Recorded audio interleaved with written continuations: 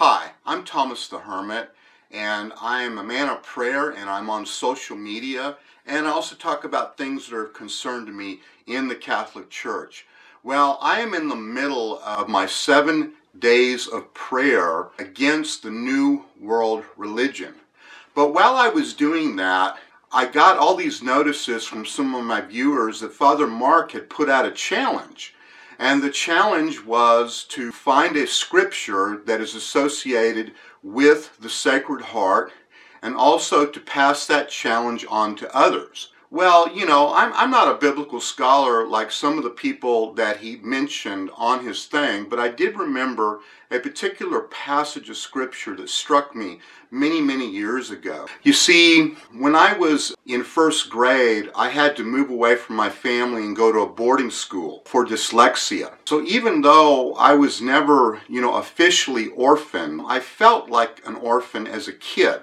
And this particular passage of scripture meant a whole lot to me. Let me read that to you. This is off of Psalm 27, verse 10.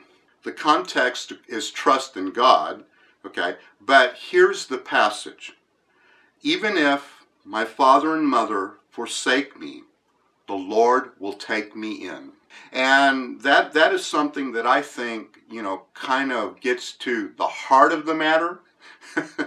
That God's heart, is so tender that no matter what we have done, or even if our parents have fed up with us, I know that has happened to some people that are living on the streets, that the Lord will still take you in. So I think that kind of encapsulates the heart of mercy somewhat in my thoughts.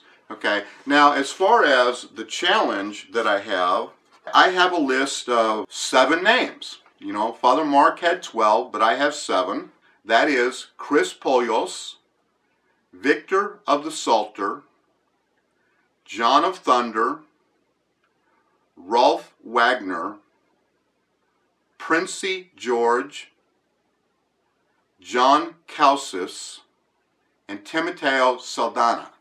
Okay, that's my list to challenge you to come up with the scripture or to give a witness as to how important the Sacred Heart is to you.